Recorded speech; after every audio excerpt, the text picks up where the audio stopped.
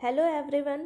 आज मैं आपको chemical reactions in liquid SO2 यानी लिक्विड सल्फर डाइऑक्साइड में कौन से केमिकल रिएक्शंस कराए जाते हैं इस टॉपिक के बारे में बताऊंगी। यह टॉपिक केमिस्ट्री ऑनर्स पेपर 3 का जो ग्रुप बी है उसके 4th यूनिट में आपको पढ़ना है। हम सभी जानते हैं कि वाटर एक यूनिवर्सल सॉल्वेंट है।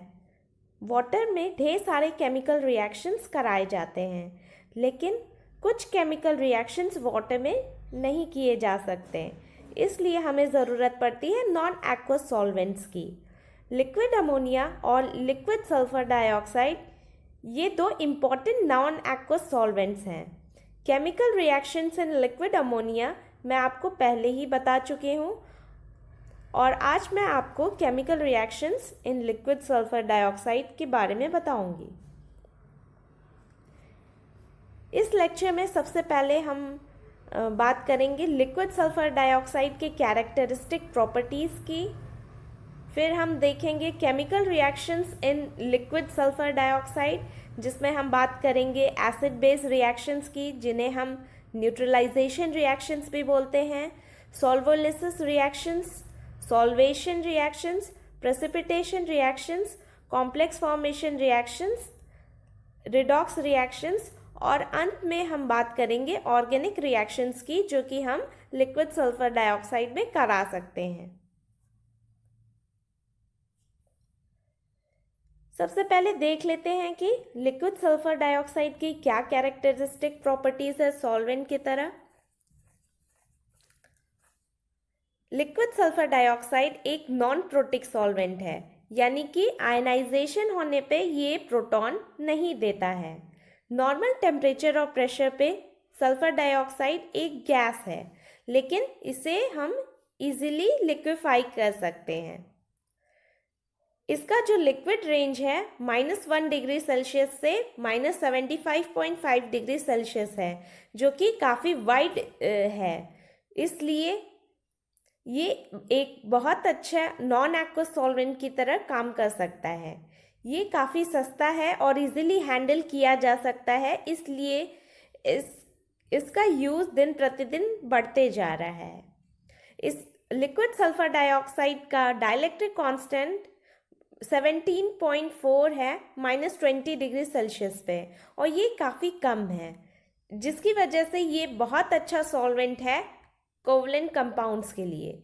क्योंकि इसका डाइलेक्ट्रिक कांस्टेंट बहुत कम है, ये एक पुअर सॉल्वेंट है इलेक्ट्रोवैलेंट या आयनिक कंपाउंड्स के लिए, यानी कि आयनिक कंपाउंड्स इसमें इनसॉल्युबल होंगे। लिक्विड सल्फर डाइऑक्साइड वाटर और लिक्विड अमोनिया की तरह ही ऑटो आयनाइजेशन शो करता है। ऑटो आयनाइजेशन के समय ये थाइनिल आयन और सल्फाइड आयन में कन्वर्ट होता है।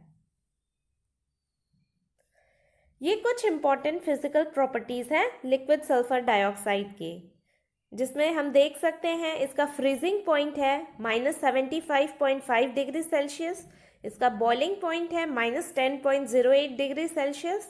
लिक्विड सल्फर डाइऑक्साइड की डेंसिटी है 1.46 ग्राम पर ml। इसकी विस्कोसिटी होती है 0.428 सेंटीपोइस। लिक्विड सल्फर डाइऑक्साइड का डाइलेक्ट्रिक कांस्टेंट है 17.4 एट -20 डिग्री सेल्सियस। इसका डाइपोल मोमेंट होता है 1.61, और लिक्विड सल्फर डाइऑक्साइड का स्पेसिफिक कंडक्टेंस है 4 × 10⁻⁸ एट -10 डिग्री सेल्सियस। जो भी हम chemical reactions liquid sulphur dioxide में कराते हैं, उनको हम 6 कैटेगरीज में डिवाइड कर सकते हैं। फर्स्ट है एसिड बेस रिएक्शंस या न्यूट्रलाइजेशन रिएक्शंस, सेकेंड है सॉल्वोलिसिस रिएक्शंस, थर्ड है सॉल्वेशन रिएक्शंस, फोर्थ है प्रेसिपिटेशन रिएक्शंस, फिफ्थ है complex formation reactions, and sixth is redox reactions. तो सबसे पहले हम देखते हैं कौन से एसिड बेस रिएक्शंस हम लिक्विड सल्फर डाइऑक्साइड में करा सकते हैं। मैंने सॉल्वेंट सिस्टम थ्योरी में आपको बताया था कि जो सब्सटेंस सॉल्वेंट के कैटायंस का कंसंट्रेशन बढ़ाएं, वो एसिड की तरह बिहेव करेंगे उस पर्टिकुलर सॉल्वेंट में, और जो सब्सटेंस सॉल्वेंट के एनायंस का कंसंट्रेशन बढ़ाएं, वो बिहेव करेंगे बेस उस पर्टिकुलर सॉल्वेंट में। यानी कि जो सब्सटेंस थाइनिल कटायन का कंसंट्रेशन बढ़ाएंगे वो एसिड की तरह बिहेव करेंगे लिक्विड सल्फर डाइऑक्साइड में, और जो सब्सटेंस सल्फाइड एनायन का कंसंट्रेशन बढ़ाएंगे वो बेस की तरह बिहेव करेंगे लिक्विड सल्फर डाइऑक्साइड में। एग्जाम्पल में SOCl2 और SOBr2 यानी कि थाइनिल क्लोराइड और थाइनिल ब्रोमाइड, ये आपके एसिड्स की तरह बिहेव करेंगे लिक्विड सल्फर डाइऑक्साइड में, जबकि Na2SO3 यानी कि सोडियम सल्फाइड, ये बिहेव करेगा बेस की तरह लिक्विड सल्फर डाइऑक्साइड में। कुछ acid base reactions liquid sulphur dioxide में आप देख लीजिए। SOCl2 plus K2SO3 in liquid sulfur dioxide gives 2KCl plus 2SO2. SOCl2 plus CS2SO3 in liquid SO2 gives 2CSCl plus 2SO2, जिसमें SOCl2 आपका acid है यानी कि थाइनिल क्लोराइड जो आपका है एसिड है, और सीजियम सल्फाइड जो आपका है बेस है। इनका रिएक्शन जब हम लिक्विड सल्फर डाइऑक्साइड में कराते हैं तो हमें सीजियम क्लोराइड जो कि सॉल्ट बनता है और सल्फर डाइऑक्साइड प्राप्त होता है। नेक्स्ट रिएक्शन अगर हम देखें तो SOSCN ट्वाइस यानी कि thiocyanate plus K2SO3 potassium sulfide in liquid SO2 gives potassium thiocyanate KSCN plus 2SO2 sulfur dioxide। इसी तरह और रिएक्शंस आप देख सकते हैं। एम्फोटेरिज्म, जिंक सेकेंड, एल्युमिनियम थर्ड और गैलियम थर्ड के सॉल्ट्स एम्फोटेरिक बिहेवियर शो करते हैं लिक्विड सल्फर डाइऑक्साइड में। हम जानते हैं एल्युमिनियम थर्ड और गैलियम थर्ड के सॉल्ट्स एम्फोटेरिक बिहेवियर शो करते हैं वाटर में, उसी प्रकार ये एम्फोटेरिक बिहेवियर शो करते हैं लिक्विड सल्फर डाइऑक्साइड में। ये कुछ रिएक्शंस हैं जो कि एम्फोटेरिज्म शो करते हैं लिक्विड सल्फर डाइऑक्साइड में।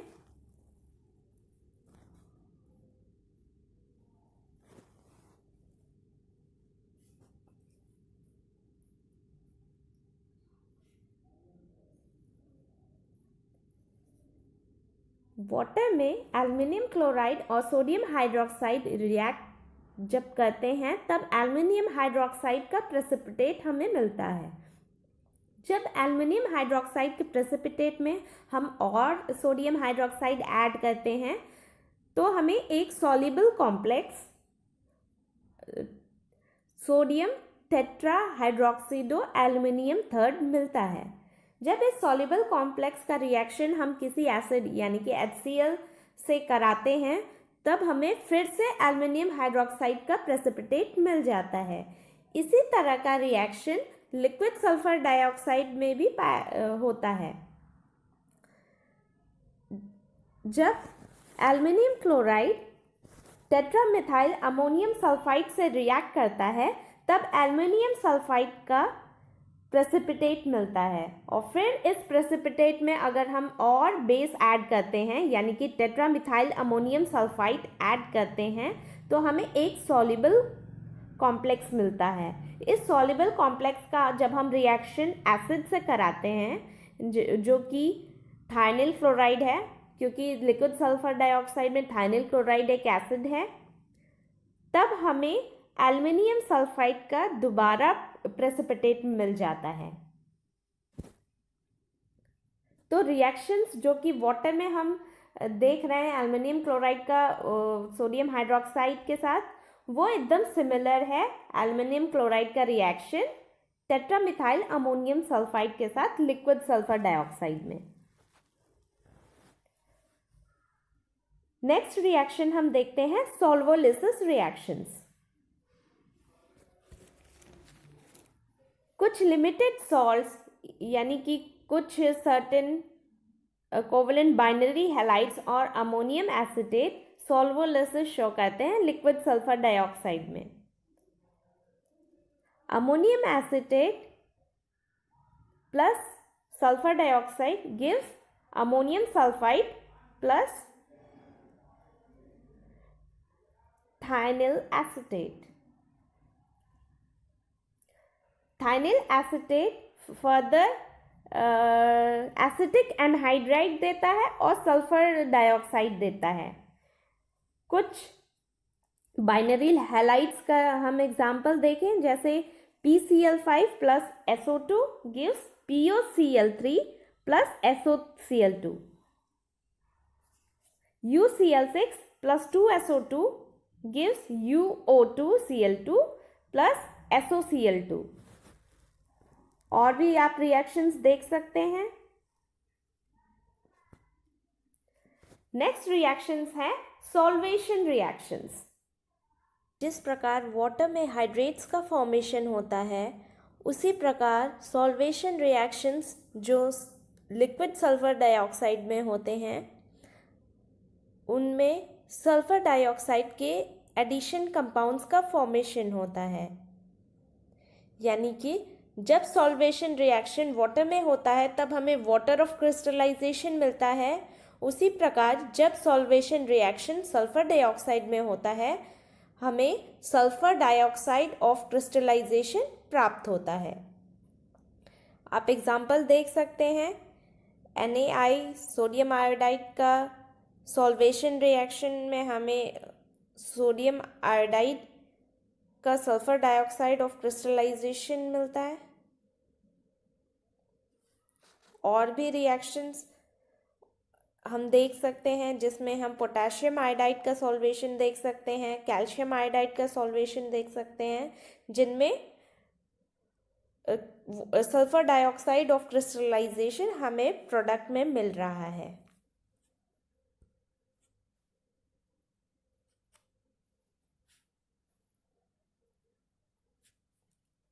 नेक्स्ट रिएक्शन है प्रेसिपिटेशन रिएक्शंस।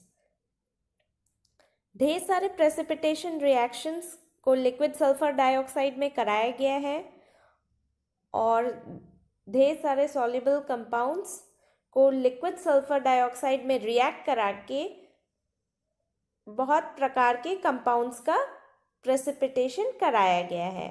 इसका एग्जाम्पल हम देखें तो जब सिल्वर एसिटेट का थायनिल क्लोराइड से लिक्विड सल्फर डाइऑक्साइड में रिएक्शन होता है, तब हमें सिल्वर क्लोराइड का प्रेसिपिटेट मिलता है। एक दूसरा एग्जाम्पल हम देखें तो जब पोटेशियम आयोडाइड का रिएक्शन थायनिल क्लोराइड से होता है, तब हमें पोटेशियम क्लोराइड का प्रेसिपिटेट मिलता है। आप सभी ये ध्यान दीजिए कि पोटेशियम क्लोराइड ये सॉल्युबल है वाटर में, तो पोटेशियम क्लोराइड का प्रेसिपिटेशन हम वाटर में नहीं कर सकते, यानी कि ये रिएक्शन हम वाटर में नहीं करा सकते हैं। और भी आप एग्जाम्पल देख सकते हैं प्रेसिपिटेशन रिएक्शंस के, जो कि लिक्विड सल्फर डाइऑक्साइड में कराए गए हैं। Complex formation reactions. ढेर सारे कॉम्प्लेक्स फॉर्मेशन रिएक्शंस भी लिक्विड सल्फर डाइऑक्साइड में कराए गए हैं। इन कॉम्प्लेक्स फॉर्मेशन रिएक्शन में SO2 जो है सल्फर डाइऑक्साइड, ये कॉम्प्लेक्सेशन में पार्टिसिपेट नहीं करता है, ये बस एक मीडियम प्रोवाइड करता है इन रिएक्शंस के लिए। जैसे कि आप एग्जाम्पल देख सकते हैं, HgI2 का जब रिएक्शन पोटेशियम आयोडाइड से होता है, तब हमें एक कॉम्प्लेक्स मिलता है K2HgI4 और इनमें इस रिएक्शन में लिक्विड सल्फर डाइऑक्साइड एक मीडियम की तरह रोल प्ले कर रहा है। और एक हमने जो एल्युमिनियम क्लोराइड का रिएक्शन टेट्रामिथाइल अमोनियम सल्फाइड में जो देखा था, उसको भी आप कॉम्प्लेक्स फॉर्मेशन रिएक्शंस में देख सकते हैं।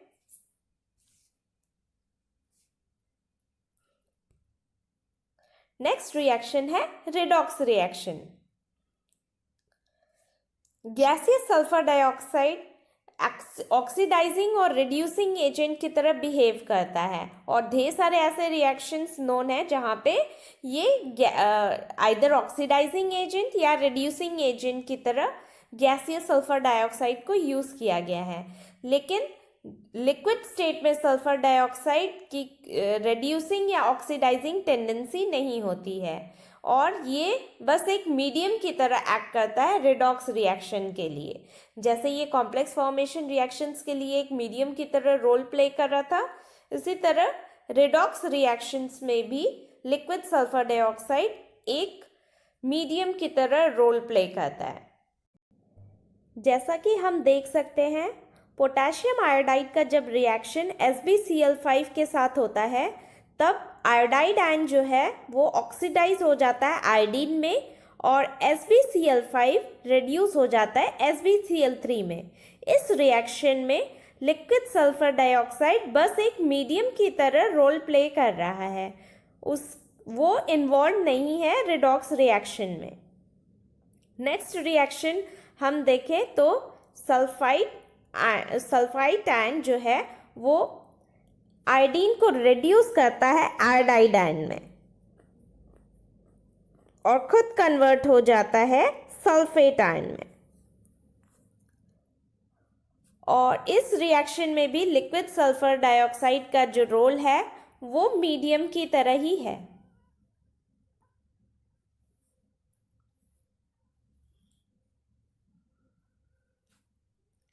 और अब हम देखेंगे ऑर्गेनिक रिएक्शंस जो कि लिक्विड सल्फर डाइऑक्साइड में किए जा सकते हैं। ऑर्गेनिक रिएक्शंस जहाँ पे रिलेटिवली इनर्ट और नॉन इन्फ्लेमेबल सॉल्वेंट्स की ज़रूरत होती है, वहाँ पे लिक्विड सल्फर डाइऑक्साइड एक बेस्ट मीडियम की तरह रोल प्ले कर सकता है। फर्स्ट जो रिएक्शन हम देखेंगे वो है Friedel crafts reaction. Aluminium chloride जो कि फ्रीडल क्राफ्ट्स रिएक्शन में इन्वॉल्व होता है वो हाईली सॉल्युबल होता है लिक्विड सल्फर डाइऑक्साइड में, इसलिए लिक्विड सल्फर डाइऑक्साइड को प्रिफर किया जाता है ईथर के ऊपर जो कि हाईली इन्फ्लेमेबल है। और ये रिएक्शन हम देख सकते हैं बेंजीन का रिएक्शन जब बेंजोइल क्लोराइड के साथ होता है in the presence of aluminium chloride and liquid sulfur dioxide, then we get benzophenone. Next reaction है सल्फोनेशन reactions। जब एरोमेटिक कंपाउंड्स का सल्फोनेशन लिक्विड सल्फर डाइऑक्साइड में कराया जाता है तब हमें अच्छे इल्स मिलते हैं। एग्जाम्पल में हम देखें तो जब बेंजीन का रिएक्शन क्लोरोसल्फोनिक एसिड से कराया जाता है लिक्विड सल्फर डाइऑक्साइड के प्रेजेंस में, तब हमें बेंजीन सल्फोनिक एसिड मिलता है, वो भी अच्छे ईल्ड्स में।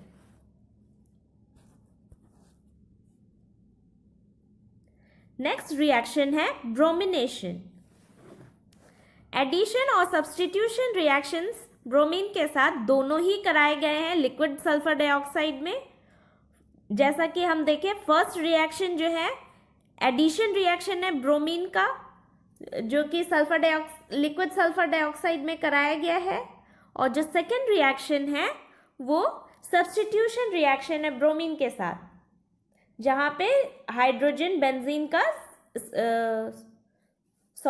हाइड्रोजन जो फेनॉल का वो सब्स्टिट्यूट हो रहा है ब्रोमीन एटम से। तो इसी के साथ हमारा reactions in liquid sulphur dioxide complete हो गया।